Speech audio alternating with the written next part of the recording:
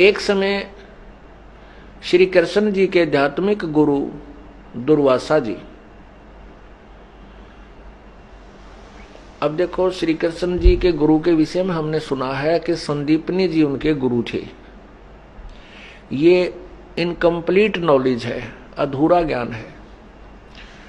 संदीपनी जी उनके ज्ञान गुरु अक्षर ज्ञान गुरु थे। यानी जैसे बालक ने पढ़ाया करें कह ख गड़ाइए, जो टीचर होते हैं अक्षर ज्ञान कराने वाले, शिक्षा देने वाले, केवल अक्षर ज्ञान।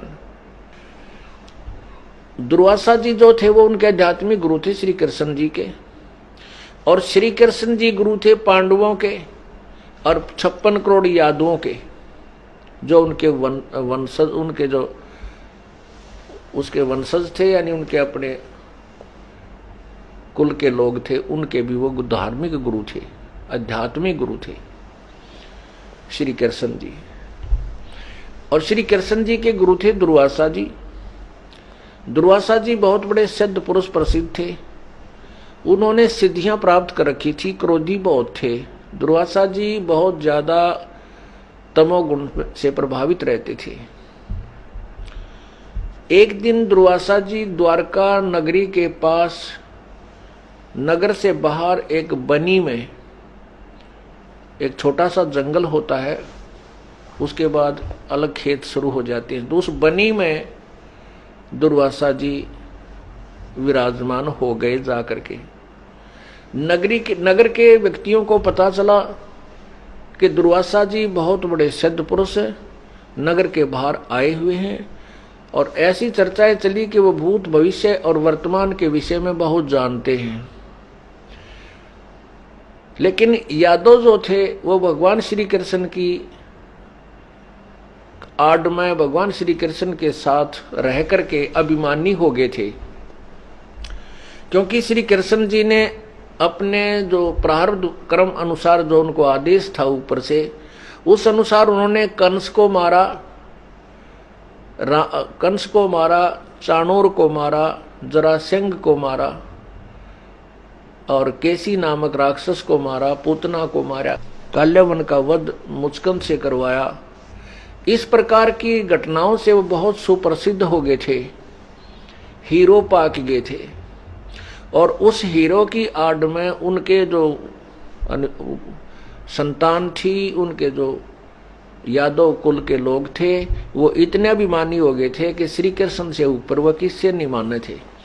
और ऐसे जो संत ऋषि आते थे उनकी बदतमीजी से पेश आते थे, उनको धमका देते थे, उनको अपवचन बोलते थे, कुछ शब्द भी कह देते थे। हमारे जो भगवान कहते हैं कि साधु संतों के, भक्तों के साथ कभी भी, वैसे तो संत भक्त ने कभी भी किसी के साथ अभद्र व्यवहार करना ही नहीं चाहिए। नम्रता के साथ कोई भी ज्ञान विवाद, जो वाद विवाद भी करना ज्ञान के ऊपर, तो नम्रता और सभ्यता से करना चाहिए। किसी की आत्मा को मतलब डायरेक्ट एक अभद्र तरीके से ठेस नहीं पहुंचावे। और यदि ज्ञान, सत्य ज्ञान को सुनने से वो गलत ज्ञान को अपने को पक्का माने बैठा, इसमें ठेस 100 बार लागो, उसको कोई दिक्कत नहीं, क्योंकि वो ठेस लगेगी तो वो सीधा होगा। ठेस मीन उसको चोट लगेगी, वह जो बांगा टेढ़ा ज्ञान ग्रहण कर रखा ठीक हो जाएगा। तो वहां पर उस अर्जुन, श्री कृष्ण जी के जो वंशज थे, यानी कुल के लोग थे, वो अभिमानी हो गए थे। कुछ बच्चों ने और श्री कृष्ण जी के पुत्र प्रद्युम्न ने, और कुछ उसी हम उम्र के, वो 40 साल का हो रहा था, प्रद्युम्न भी बालक नहीं था, पोता, प्रद्युम्न का पोता भी हो चुका था, 40, 45, 50 साल की उम्र का हो चुका था। तो उसने, प्रद्युम्न ने और 5-7 और सिरफिरे यादव ने एक स्कीम बनाई कि भाई दुर्वासा जी की परीक्षा लेंगे, देखते हैं ये कितना विद्वान और कितना भूत भविष्य की जानता है। उसके लिए उन्होंने एक व्यक्ति को एक गर्भवती स्त्री का स्वांग धारण करवाया, एक लोहे का कड़ा पेट का बांधा, छोटा सा कढ़ाया जैसे 5, 7, 10 परिवार के सदस्यों का खाना बनाने का होता है, तो उसको पेट पर बांधा, उसके ऊपर कुछ गुद्दड़ यानी ये लोगड़ रुई बांध दी, ऊपर का और कपड़ा बांध करके पीछे पेट पर गांठ ला दी, ऊपर से उसमें जो स्त्रियों का वहां पहनावा था ऐसे वस्त्र पहना दिए और मुंह के ऊपर कपड़ा डाल लिया जैसे घूंघट करते हैं, और बाकी 5-10 व्यक्ति उसके साथ चल पड़े। उसका एक नकली पति बना लिया।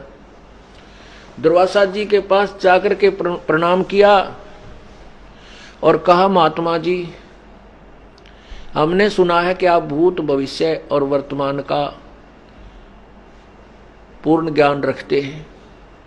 ये भक्त है, ये व्यक्ति है, ये इसकी पत्नी है, इनके ऊपर परमात्मा ने बहुत वर्षों के बाद अब मेहर की है, इसकी पत्नी को अब गर्भ रहा है, ये उतावले हो रहे हैं कि हम ये पूछना चाहते हैं कि इस स्त्री के गर्भ से लड़का होगा या लड़की, आप कृपा बताइए।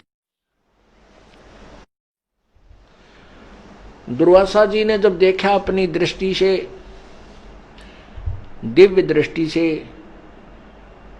तो सारे बकवाद को समझकर और बहुत क्रोधित हो गया एकदम।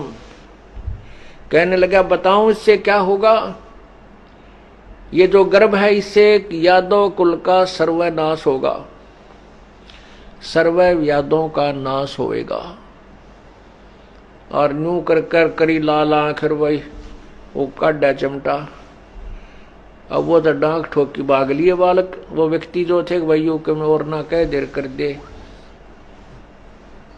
तो भाग लिए आगे। यानी वहां से चल करके गांव में चर्चा हुई, नगरी में चर्चा हो गई कि कुछ व्यक्तियों ने, कुछ बच्चों ने दुर्वासा के साथ मजाक कर दिया और दुर्वासा जी ने यादों का कुल नाश होने का श्राप दे दिया।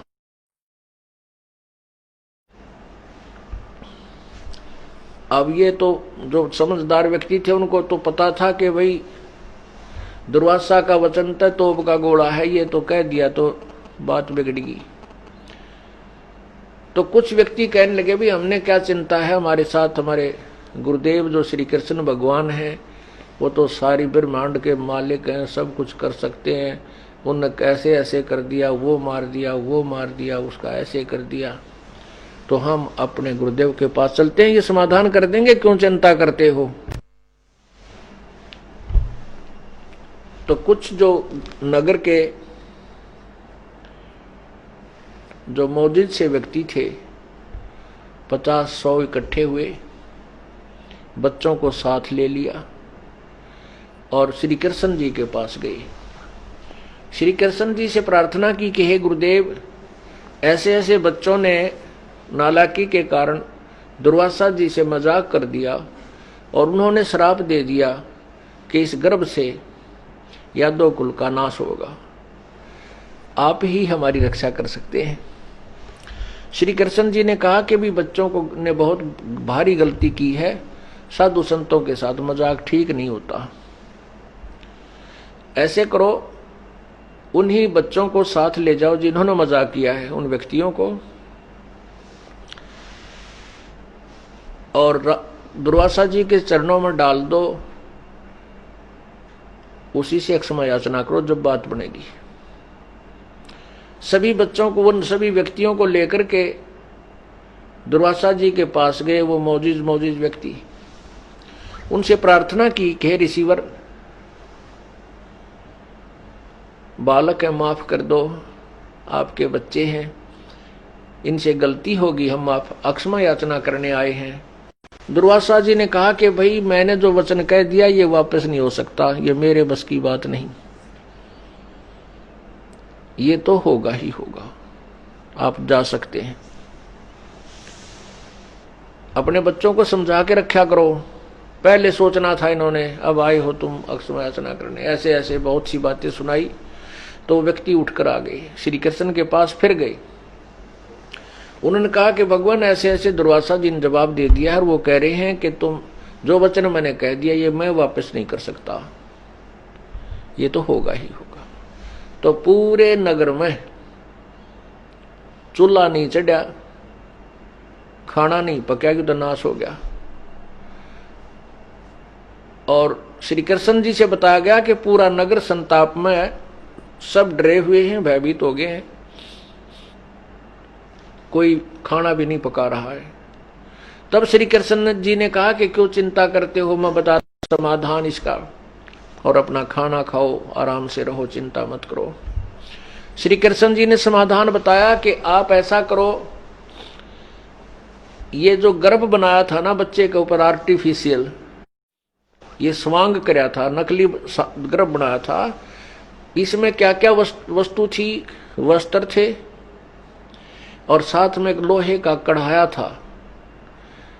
तो इनको ऐसा करो, कपड़ों को तो जला दो और लोहे के जो कढ़ाया है इसने घिसा घिसा के इसका चूरा बना के प्रभास क्षेत्र में जाके और जमुना में डाल दो।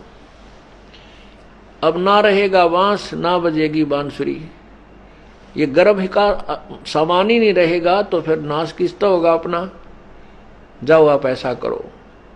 इस समाधान को सुनकर सभी यादव लोग बड़े प्रसन्न हुए कि बड़ा भगवान ने तो कमाल कर दिया, बहुत ही अच्छा विधान समाधान बता दिया। और सभी अपने खुशी खुशी खाना बनाया, खाना खाने लगे और मस्ती से रहने लगे। उधर से ड्यूटी लगा दी, उस कढ़ाई को घिसा घिसा के और चूरा बना के जमुना में डालने की। 10 व्यक्ति तो 5 व्यक्ति डेली जावें और उसको घिसाएं पत्थर पे और चूरे को फिर दरिया में डालते रहे। ऐसे चलता रहा। उनमें से एक कड़ा बच गया, कड़ा, बाकी कड़ा अभी जो है घिसा दिया, एक कड़ा भी घिसा दिया। एक कड़ा बच गया, वो ड्यूटी ला रखी थी एक मेरे जैसे आलसी की। उसने सोचा कि सब ने अपना काम निपटा दिया, 13 कड़ा रह गया। उसने कुछ घिसाया, बाहर थे कुछ भीतर थे, वो थोड़ा बहुत घिसा था, बाकी न्यू का नो जमुना में फेंक दिया, यूं का यूं डाल दिया। बात खत्म हुई, अपने अपने घर को आ गए। उधर से एक मछली ने उस चमकदार घिसने के कारण जो चमक हो गई थी उस कड़े में, उसको खाद्य पदार्थ जान के और खा लिया, अंदर निगल गई। वो मछली पकड़ दी एक शिकारी ने। वो शिकारी ने वो मछली काटी, उसमें तो निकला एक चमकदार धातु। उसने सुनार से दिखाया कि हो सकता है या चांदी हो, सिल्वर, लेकिन सुनार ने बताया कि चांदी तो है नहीं, लेकिन इस्पात बहुत बढ़िया है, लोहा बहुत ही उत्तम है। तो वो लेकर गया लोहार के पास, लोहार से कहा कि तो इसका मेरा बढ़िया सा एक तीर बना दो। शिकारी था, एक तीर बना दे मेरा, इसके आगे का एरो, बाण का जो तीर होता आगे नुकीला सा बाला टाइप, वो बना दे और जहर से युक्त करके बना दे, विषाक्त बना दिया। वो शिकारी ने अपना सुरक्षित रख लिया। अब ये शिकारी कौन था? ये शिकारी वही आत्मा थी जो श्री रामचंद्र जी के समय में बाली था, सुग्रीव का भाई। और उस समय श्री रामचंद्र जी उर्फ विष्णु जी ने एक वृक्ष की ओट लेकर के धोखे से बाली को मारा था, क्योंकि बाली में एक ऐसी सिद्धि शक्ति थी कि उसके सामने खड़ा होकर के जो युद्ध करता था तो आधी शक्ति सामने वाले की बाली में आ जाती थी, और सामने वाला कितना विद्वान योद्धा था होता था, कितना शक्तिशाली होता था, वो परास्त हो जाता था।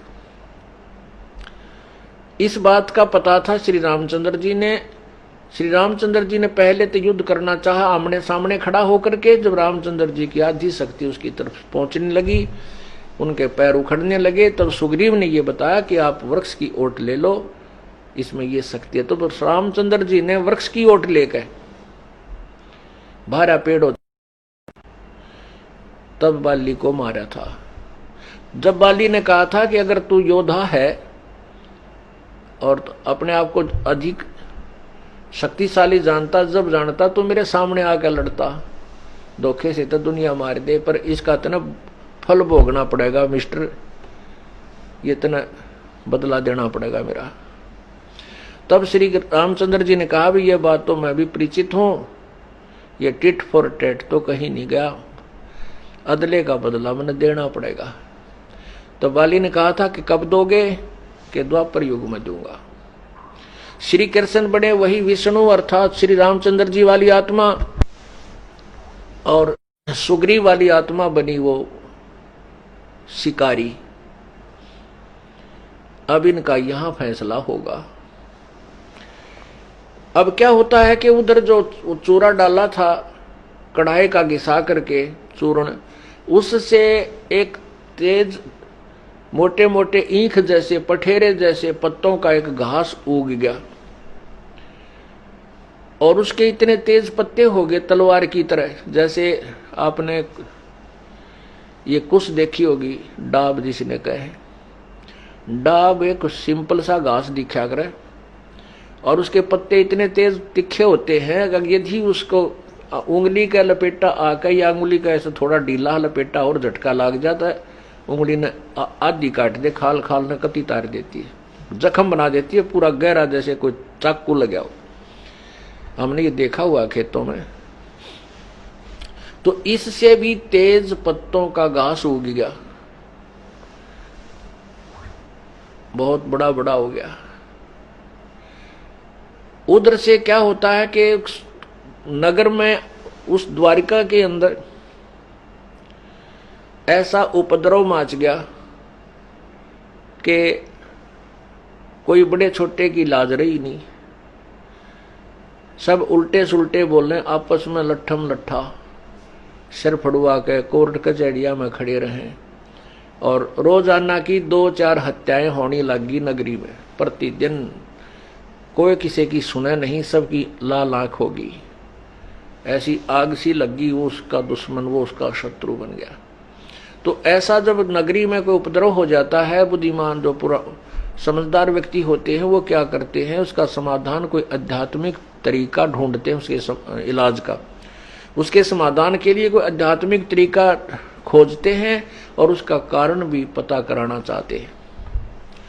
इसके लिए वो कहाँ जाते हैं, संतों के पास। श्री कृष्ण जी उनके गुरु थे, गुरु जी के पास जाना उचित होता है। ये जान करके फिर नगर के मौजिज व्यक्ति फिर श्री कृष्ण जी के पास गए। श्री कृष्ण जी ने से प्रार्थना की कि हे प्रभु, हे गुरुदेव, नगरी में ना जाने कौन सा पाप कर्म उदय हो गया नगर का, रोजाना झगड़े होते हैं, 1-2 हत्या रोज हो रही है, प्रतिदिन हो रही है, कोई बड़े छोटे की लाज रही नहीं, कोई किसी की सुनता नहीं, लाल आंखें करे फिरे हैं और हथियार टांगे फिरते हैं, ना जाने नगरी में कब के हो जाएगा। हे प्रभु, इसका कारण तथा समाधान बताइए। श्री कृष्ण जी ने कहा कि अभी ऐसा, ये कारण तो मैं बताता हूं कि तुम्हारे ऊपर दुर्वासा जी का जो श्राप है वो इब हैवी हो गया, वो प्रभावी हो गया तुम्हारे ऊपर, वो इफेक्टिव हो रहा है। उसका समाधान बताते हैं। समाधान ये है कि तुम सभी जितने भी नर यादव हैं, नर यानी बालक, लड़के और पुरुष, बुढ़े से लेकर बालक तक, सभी के सभी प्रभास क्षेत्र में जाकर, जहां वो कढ़ाया घिसाया था उसको प्रभास क्षेत्र नाम था उसका, उस प्रभास क्षेत्र में जाकर के सभी स्नान करो जमुना के जल में, तुम्हारा श्राप उतर जाएगा, कट जाएगा, तुम्हारा श्राप नष्ट हो जाएगा जो दुर्वासा जी ने दे रखा है, फिर नगर में शांति हो जाएगी। पुण्यात्माओं, ये भगवान श्री कृष्ण द्वारा बताए गए समाधान तो ऐसे हैं जैसे हम छोटे थे, जब गांवों में पशुओं को रोग हो जाता था तो वहां क्या करते थे, एक आया करता सारंगी लेकर के आग लगाने वाला, वो हीर और रांझा की कथा सुनाया करता है, हीर रांझा की लव स्टोरी। और 10-15 दिन 30 दिन वो सुनाता था, 5-7 दिन। और फिर उस कहता था कि जब कथा समाप्त होगी तो सभी अपने पशुओं के छींटे लगवाइयो। जल धर लेता था एक झाड़ू सी के, कुछ की झाड़ू, डाब की झाड़ू सी बनाकर उस गड्ढे में भरकर न्यू मारा करता बैठ के, कि फिर तुम्हारे पशुओं के रोग। तो वो सभी लाते थे अपने पशुओं को उस पाखंडी के आगे, छोटे से बच्चे को भी और बड़े से बड़ी भैंस, गाय, बैल, बलद सबको, और सब पर छींटे लगवाते थे। होना जाना कुछ ना, वो तो अपनी वही दंत कथाओं के आधार से था। ऐसा ही समाधान श्री कृष्ण जी ने बता दिया कि जमुना में नहाओ तुम्हारा पाप कट जाएगा, वो श्राप कट जाएगा। अब श्री कृष्ण जी के बताए अनुसार सभी ने अपने छोटे छोटे बच्चे जो नवजात शिशु थे वह भी ले लिए, लड़के लड़की नहीं, नर यादव, उनको लेकर के फिर वहां पहुंच गए जहां वो प्रभासक क्षेत्र था, जहां उस कड़ाहे का चूर्ण जो बना हुआ था, वो चूर्ण से उगे हुए, जो लोहे के चूर्ण से उगे हुए वो घास थे। अब वो क्या करें, पहले तो स्नान करें, कहीं श्राप ना रह जाए हमारे ऊपर।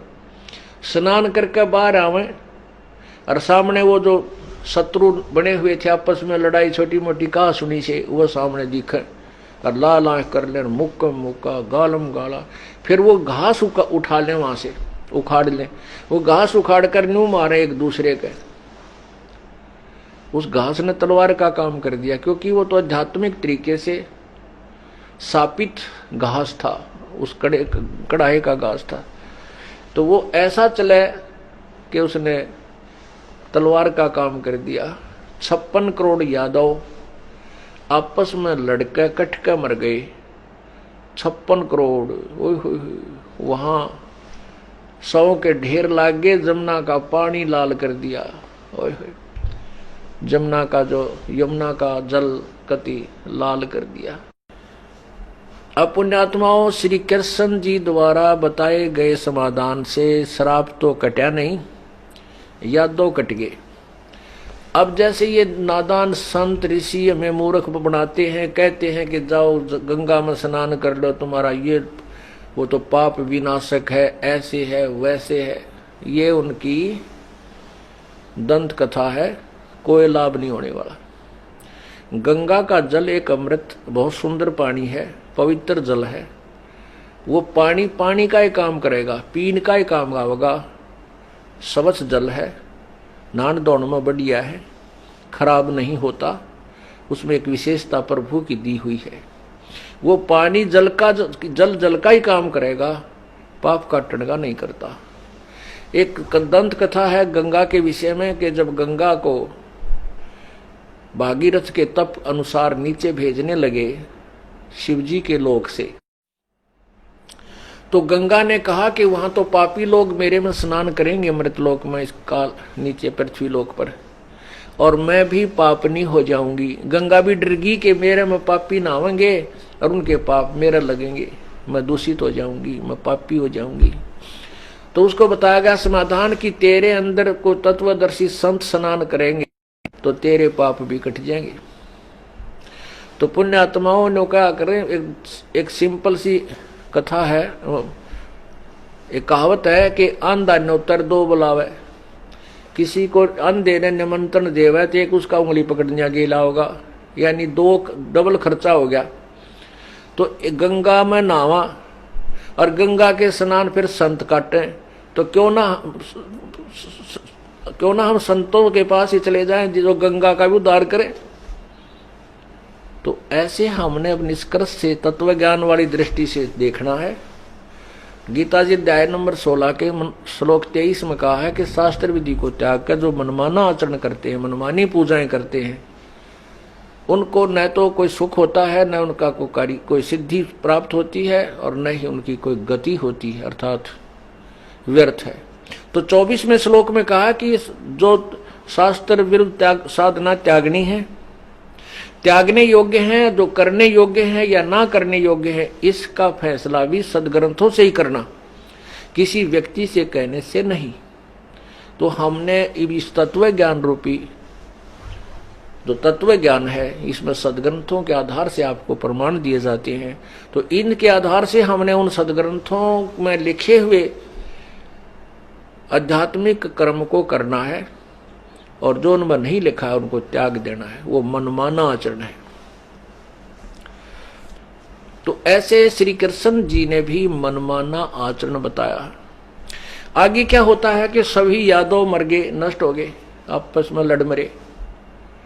उधर से श्री कृष्ण जी भी जब पता लगा कि सब यादवों का नाश हो गया, वैसे विष्णु पुराण में यहां तक लिखा है कि कुछ बच गए थे ना, जो यादव वहां युद्ध में हो रहा था, श्री कृष्ण गए वहां पर और उसने भी वो घास पाड़ लिया और बचे हुए यादवों को उसने खुद मारा, काट दिए सारे, अपने ही वंशजों का नष्ट कर दिया, अपने ही कुल का नाश खुद किया, शेष बचे हुओं का। पुण्यात्माओं, अब ये देखना खेल कहाँ, ये तत्व ज्ञान आपको कैसी आंखें देगा। अब वो श्री कृष्ण नहीं, उसमें काल प्रवेश कर गया, यू काल करावे नाश सारे, और उसने जाकर शेष बचे यादवों को मार दिया, और श्री कृष्ण फिर छोड़ दिया, जाए तू हट धक्के खानता। वो चलता चलता एक वृक्ष के नीचे बैठ गया, और उसमें पैर पे पैर रखा हुआ था। श्री कृष्ण जी के पैर में एक पद्म था। पद्म एक ऐसा चमत्कार होता है, जैसे अपने मुछ या तिल हो जाते हैं, ऐसा ही उनके पैर में आर्ट परमात्मा का दिया हुआ एक तिल था, ऐसा जिस चमकता था, वो उसको पद्म बोलते थे। दिन में वो ऐसा रोशनी करता था, रात्रि में तो जैसे 100 के बल्लभ का रोशनी होती है, इतना चांदना करता था। रात्रि में बल्लभ चस रहा होता, दिन में चस रहा होता, लेकिन उसकी दिखाई देता है, लेकिन प्रकाश नहीं होता, फिर भी चमक होती है। ऐसे वो पद्म एक वृक्ष के नीचे झुरमटों की आड़ में, ओट में चमक रहा था भगवान श्री कृष्ण के पैर का। और वही शिकारी जिसने उस कढ़ाई के बचे हुए कड़े से, मछली से निकाले हुए कड़े से विषाक्त तीर बनवाया था, वो उसी बाण को लिए हुए घूम रहा था। उस दिन उसने 12-1 बजे तक कुछ नहीं मिला, कोई शिकार नहीं मिला। तो उसने सोचा कि इस वृक्ष के नीचे जाके विश्राम कर लेता हूं, गहरी छाया है। उस छाया के अंदर श्री कृष्ण विश्राम कर रहे थे, और झुरमुट उसकी जो वृक्ष की जो टहनियां थी वो जमीन पर टिकी हुई थी। शिकारी जब उधर चला तो उसने उस पैर के अंदर से चमक रहा वो पद्म दिखा, झुरमुटों के वृक्षों के पत्तों के अंदर से। उसने सोचा, शिकारी ने सोचा कि ये कोई मृग बैठा है, कोई हिरण है, और उसकी आंख चमक रही है। अब मुझे शिकार कोई मिला नहीं, और कहीं मैं इधर से जाऊं, ये आहट पाकर भाग ना जा, तो ऐसे सीधे ही तीर ठोक दिया उन पत्तों के अंदर से, आंख निशाना बना के, वो पैर का पद्म निशाना बना के। श्री कृष्ण जी के पैर में वो तीर लगा, और तीर लगते ही श्री कृष्ण जी हाय मर गया, हाय मर गया चिल्लाने लगे। तब शिकारी ने सोचा ये तो कोई मानस मर गया, मनुष्य मर गया, भाई जुल्म हो गया, और तुम तो बहुत जुल्म कर दिया। जाके देखा तो वो कौन, द्वारकाधीश मुकुटधारी श्री कृष्ण जी तड़फ रहे हैं। तब उस शिकारी ने हाथ जोड़कर कहा, प्रभु मेरे से गलती होगी, मैंने आपके पैर में जो चमक थी इसको मृग यानी हिरण की कोई आंख समझी, और प्रभु मुझे अक्षमा कर दो, मेरे से धोखे से लग गया तीर, मेरे अपराध को माफ करो। तब श्री कृष्ण ने कहा कि शिकारी, तेरा भाई तेने धोखे से नहीं मारा, और तेरा कोई अपराध नहीं, ये तो तेरा और मेरा कोई पिछला हिसाब किताब था, पिछले जन्म का कोई टिट फॉर टैट था, ये बदला था, यो मैंने चुका दिया। अब उस शिकारी ने पूछा, प्रभु आपका और मेरा क्या बदला हो सके है, आप तो एक द्वारकाधीश में एक कंगाल आदमी। तब उस श्री कृष्ण ने बताया कि पिछले जन्म में तू सुग्रीव का भाई बाली था, मैं रामचंद्र था, और उसमें मैंने एक वृक्ष की ओट लेकर धोखे से तुझे मारा था, आज तूने मुझे ऐसे धोखे से मार दिया, मेरा तेरा टिट फॉर टेट बराबर हो गया। पर एक काम कर, तू यहाँ से भाग जा और मेरा संदेशा भिजवा दे, किसी को कह दे द्वारका में जाके कि श्री कृष्ण वहां तड़फ रहा है, पांडवों के पास संदेशा पहुंच जाए, वो आ जाए। पांचों पांडव आगे। अब पांचों पांडव आए तो उन्हें पता चला कि यादव कुल का नाश हो गया, श्री कृष्ण जी तड़फ रहे हैं। वहां पहुंचे, श्री कृष्ण जी ने कहा कि भाई आ जाओ बच्चों, तुम मेरे प्रिय मित्र और रिश्तेदार और मेरे सखा यानी शिष्य हो। आज मैं तुम्हें अंतिम उपदेश देना चाहता हूं और मेरी आज्ञा का पालन करना। प्रथम तो यह है कि यहाँ कोई नर यादव नहीं बचा है। अर्जुन, इन सभी पांचों पांडव, तुम सभी इन स्त्रियों को वहां ले जाना। यहाँ दुष्ट लोग, आसपास के जंगली लोग इनको तंग करेंगे। और दूसरा ये है कि आप सारे पांडव राज त्याग के हिमालय में जाके तपस्या करके अपने शरीर को गला दो। जब तक तुम्हारा शरीर अंत ना हो हिमालय में तप करते रहो, क्योंकि न तप देख रहा क्या विष्णु जी का मैं भी तप करता हूं, वह शिक्षा आज्ञा दे दी कि तुम तप करना। तो उसके लिए श्री कृष्ण जी से अर्जुन ने प्रश्न किया कि भगवान वैसे तो आप जो कहोगे वैसे ही करेंगे, लेकिन तप करने से का उद्देश्य किस लिए? श्री कृष्ण ने कहा कि भाई तुमने जो युद्ध में पाप करे थे वो तुम्हारे ऊपर बहुत जबरदस्त प्रभावी हैं और वह पाप कट जाएंगे, तुम घोर तप कर लेना। अब जैसे जब उन युधिष्ठिर जी को जो सौपन आने लगे थे, प्रेतात्मा 57 थी, वो 3 ताप के अंदर थी। और वो भी श्री कृष्ण जी से जब पूछा गया था कि ये क्या कारण है भगवान भगत भाई युधिष्ठिर को ये ऐसी ऐसी परेशानियां हो रही हैं, तो श्री कृष्ण जी ने कहा था कि तुम्हारे ऊपर जो तुमने युद्ध में पाप किए थे वो सतारे हैं। उसका समाधान बताया था कि यज्ञ करो, और वो यज्ञ भी ना विष्णु तो ही, ना ब्रह्मा थे, ना शिव थे, ना 33 करोड़ देवताओं से, ना 88,000 ऋषियों से, ना श्री कृष्ण जी से पूरी हुई। वो अभी कबीर परमेश्वर ने ही जाकर उसको पूरा किया था। तभी वो 3 ताप भी जब कट्टे थे, जब परमात्मा ने वहां भोजन खा लिया, वो शंख उनका बजा दिया। अब फिर श्री कृष्ण कह रहा है कि वो जो तुमने युद्ध में पाप करे थे वो तुम्हारे ऊपर तुम्हें दुखी कर रहे हैं, इसलिए उन पापों को काटने के लिए तुम तप करो। अब उस समय अर्जुन की जो बुद्धि का वो सुलटा चक्कर चाल पड़ा। तब अर्जुन के मन में आया कि भगवान गीता का ज्ञान दे था जब दूसरे अध्याय के 37 और 38 में श्लोक में, जब तो नो कह रहे थे तुम्हें कोई पाप नहीं लगेगा, तू युद्ध कर ले, और अब मैं नाटू था, हाथ भी जोड़ू था, ये भगवान हम तो भिक्षा का अन्न खा के गुजारा कर लेंगे, और मैं तो ये चाहता हूं कि ये सामने दुशासन और दुर्योधन मन न मार दे अपनी हत्या को, मैं मर जाऊं, ये घोर पाप का जो अनर्थ है ये युद्ध टल जावे, ये घोर पाप ना हो।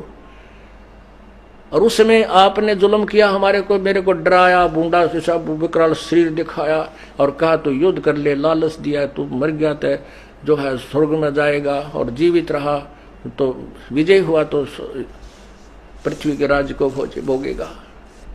तब का भगवान आज हमारे तो एक भी हाथ में लाडू ना रहा, ना तो हम युद्ध में मरे ताकि स्वर्ग प्राप्ति करते। आज आप कह रहे हो कि राज्य को त्याग करके जाओ, वहां हिमालय में गल जाओ तप करके। आपको क्या मिल गया हमारे साथ इतना धोखा करके? अर्जुन ने जब साफ कह दिया, तब युधिष्ठिर कहने लगा कि अर्जुन ये समय भगवान के साथ ऐसी बातें करने का नहीं है, ये अंतिम श्वास गिन रहे हैं, इनके साथ नम्रता से बात करो। तब श्री कृष्ण अर्जुन ने कहा कि भगवान यदि आपने मेरी शंका का समाधान नहीं किया तो मेरी मौत भी ठीक से नहीं होगी, तेरे को सारी उम्र कोसूंगा। भाई किस कारण से तूने हमारे साथ धोखा किया जब तू कह रहा था कि तुम कोई युद्ध कर ले कोई पाप नहीं लगेगा? भाई को जब बुरे सौपन आ रहे थे जब आपने ये समाधान और यही वक्तव्य कहा था तो मैं इस बात को सोचकर चुप रह गया था भगवान कि यदि मैं आज वाद विवाद करूंगा तो भगवान मेरे भाई जो है इलाज नहीं कराएंगे अपना, और नहीं कराएंगे तो ये सोचेंगे अर्जुन कुछ खर्च हो रहा है इसलिए बीच में टोका टाकी कर रहा है, इसलिए मैं चुप रहा। उस दिन का ये कांटा मेरा खटक रहा था, आज फिर आपने दुखती चोट पर फिर और जख्म पर चोट मार दी। आज फिर कह रहे हो कि तुम्हें वो पाप सता रहे हैं जो युद्ध किया था, बंधुघात किया था। तब श्री कृष्ण कहने लगा, भाई अर्जुन सच्ची बात बता दूं कि जो मैंने गीता में क्या कहा था उसका मुझे नहीं मालूम, परंतु भाई ये जो चक्र चला रहा है या कोई और शक्ति है वो तेरे बस की न मेरी, क्रम चक्र भाई चलता ही रहेगा। लेकिन तुम मेरे प्रिय हो, मैं तुम्हारा अहित नहीं कर सकता। जितना मुझे ज्ञान है मैं उसका समाधान बता रहा हूं कि आप अवश्य तप करना। श्री विष्णु जी ये तो माइनस पावर थी, कुछ भी नहीं थे। जनसाधारण जैसे पिछले संस्कार इनके अच्छे थे तो प्रभु पद पा गए। अंत में 92 इनकी मृत्यु, इनके अनुयायियों का क्या हाल हुआ, इनके कुल का इनके सामने सारा संहार हुआ। श्री कृष्ण जी कोई बचाव नहीं कर सके। अब पुण्यात्माओं और आगे बता दूं, कबीर साहब कहने लगे उस स्वामी रामानंद जी को कि इतना कह के श्री कृष्ण शरीर छोड़ गए, यानी मृत्यु होगी उनकी, और उनके शरीर का जहां अंतिम संस्कार किया, आज वो एक यादगार के लिए वहां पर एक छोटी सी मंदिर बनाया। बाद में वो बहुत बड़ा द्वारकाधीश नाम से मंदिर बन गया, लेकिन वो यादगार है कि यहाँ श्री कृष्ण जी का शरीर छूटा था, यहाँ दफनाए गए थे। उसके बाद वो 4 पांडव तो चले गए, अर्जुन को छोड़ के योद्धा समझ गए कि ये एकला बतेरा, रास्ते में कोई उक चूक करेगा। तो सभी औरतों को लेकर, द्वारका की सभी स्त्रियों को लेकर के अर्जुन चल पड़ा, रथ ले गए। रास्ते में जंगली लोगों ने घेर लिए, उन औरतों को ले गए, कुछ एक को तो कुछ एक के गहने तोड़ ले गए सबके, और अर्जुन के को पीटा उन्हें पकड़ के। अर्जुन हाथ में धनुष ले रहने का खड़ा खड़ा, वो है गांडीव धनुष जिससे महाभारत के अंदर ऐसे चलावा था, पता नहीं कितने आदमियों को एक तीर में मार डाला था वो योद्धा, और आज एक कायर होया खड़ा है। जब भील जा लिए तब अर्जुन की घी ठीक हुई, वो घबरावा था। तब अर्जुन लग गया कृष्ण ने क्वेश्चन कि अर्जुन कृष्ण तूने मेरे साथ पग पग पर धोखा दिया, तुम मित्र और सगा नहीं था, हमारा रिश्तेदार नहीं, तो मेरा शत्रु था, तू धोखेबाज था। तूने जब युद्ध करवाना था, जब तक मुझे शक्ति दे दी, मैंने कितने जीव मार डाले, और उनका भोग हम भोग रहे हैं, उनको उनके विषय में आपने समाधान क्या बताए। और आज वही अर्जुन और भीलों से पिट रहा है और मेरे हाथ से वो धनुष नहीं चल रहा है। तने वो शक्ति, वहां तो शक्ति दे दी, अब शक्ति छीन ली। अब परमात्मा कहते हैं, अरे बोले आदमियों, तुम चोर न पीट रहे हो, चोर की मां को ना देखते। यो काल है सारे ये कुक्रम कराने वाला। जब अर्जुन से वो हत्याएं करानी थी, शक्ति दे दी, और अब पेटो अपने कर्मानुसार। वही योद्धा आज रो रहा है, कांप रहा है, एक साधारण से लोगों पे पिट रहा है। तो परमात्मा कहते हैं श्री कृष्ण धोखेबाज नहीं था, ये तो काल है भाई धोखेबाज, जिसकी कठपुतली श्री कृष्ण, श्री विष्णु, ब्रह्मा और शिव तक है, और बाकी का तो कहना ही क्या। वहां सभी पांडव, द्रौपदी और कुंती आदि घर छोड़कर अपने पौत्र परीक्षित को राजगद्दी पर बैठाकर चले गए। हिमालय की बर्फों में जाकर खड़े रहे, तप करते रहे, चले गए। ऊपर जाकर के युधिष्ठिर को तो, ये कौन थे? युधिष्ठिर था धर्मराज का पुत्र, अर्जुन था इंद्र का पुत्र, जो स्वर्ग के देवता और वहां के जो अधिकारी हैं, और नकुल और सहदेव थे, ये अश्वनी कुमारों के पुत्र थे, और भीम था पवन देवता का पुत्र। अब वहां जाकर के क्या हुआ कि वो चारों पांचों, द्रौपदी और क्या नाम है, कुंती और चारों पांडव नरक में डाल दिए। युधिष्ठिर धर्मराज के पास चला गया, उसने पाप थोड़े करे थे, अपने पिता युधिष्ठिर के पास चला गया। तो वहां जाकर उसने स्वर्ग में देखा कि वहां मेरे भाई नहीं है। अपने पिता से पूछा कि मेरे भाई कहाँ है, मैं तो उनके बिना रह नहीं सकता। धर्मराज ने बताया, न्यायाधीश ने बताया, बेटा ये तुम्हारे भाई नहीं थे, तू मेरा बेटा है। वहां तो तुम एक फिल्म बनाने गए थे, वो तो तुम एक अपना रोल करने गए थे, लोगों को मूर्ख बनाने के लिए।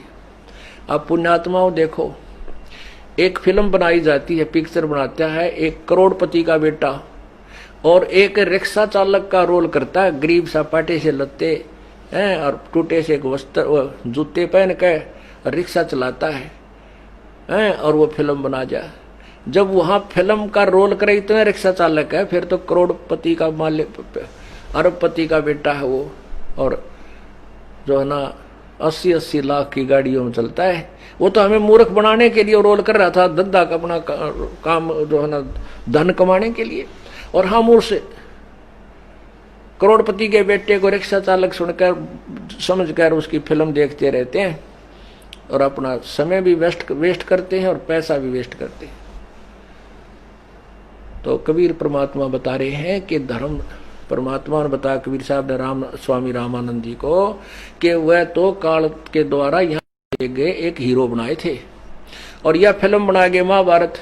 इस फिल्म ने देख देख कर तुम अपना जन्म कर्म बिगाड़ रहे हो। इस झंझट से छूटने की विधि तक हो ना थरे महाभारत के शास्त्र में, इन्हें 100 बार देख लो और लाख बार पढ़ लो, इससे क्या लाभ होगा आपको। अब वो फिल्म बना गए, वो यहाँ तो वन में भी धक्के खाए, ऐसे भी दुख पाए हैं, और वहां जाकर वो कौन थे, देवताओं के बेटे थे, उनके पुत्र थे, यहाँ भेजे गए थे वो। अब धर्मराज कहने लगा नहीं तू मेरा बेटा है, पर वो तेरे भाई नहीं थे, वहां तो तुम कुछ समय के लिए गए था, अपना काम कराए पूरा, वहां तुम्हारा खत्म हुआ। अब धर्मराज नहीं माना कि नहीं मैं उनसे अवश्य मिलूंगा, तो उधर से उसको प्रेरित किया गया काल के द्वारा। तो प्रेरणा करने से धर्मराज ने एक देवदूत भेजा, यमदूत, कि जाओ और इसको इनके भाइयों को दिखाकर तुरंत वापस ले आओ, 1-2 घड़ी के अंदर वापस आना चाहिए। युधिष्ठिर को लेकर गए नरक में, वहां गंध भरा पड़ा, हाहाकार माचरी। तो वहां आवाज आ रही है कि हे भाई मैं अर्जुन की आत्मा हूँ, हे भैया मैं युधिष्ठिर की, उसकी भीम की आत्मा हूँ, मैं नकुल सहदेव की आत्मा हूँ, मैं कुंती की, मैं ऐसे द्रौपदी की, हमें बचा लो, हमें बचा लो। तब उसने कहा कि देवदूत तू जा, मैं यहीं रहूंगा अपने परिवार के साथ। तब वहां से धर्मराज ने आकाशवाणी की दूर खड़ा होकर के, बेटा तू बाहर आ जा, तू नहीं रह सकता यहाँ पर, तेरे पाप नहीं, पाप कर्म अपने पापी अपने पाप कर्मों को भोग रहे हैं। वो नहीं माना युधिष्ठिर के, नहीं मैं यही रहूंगा। तब धर्मराज ने कहा कि तू बाहर आ, इसका समाधान यहां बैठकर करेंगे। वो बाहर आ गया युधिष्ठिर। तो जब कहा कि भाई इन्होंने बहुत पाप कर रखे युद्ध में, इनके देख कितने रजिस्टर भरा पड़ा मेरा, ये न भोगने पड़ेंगे।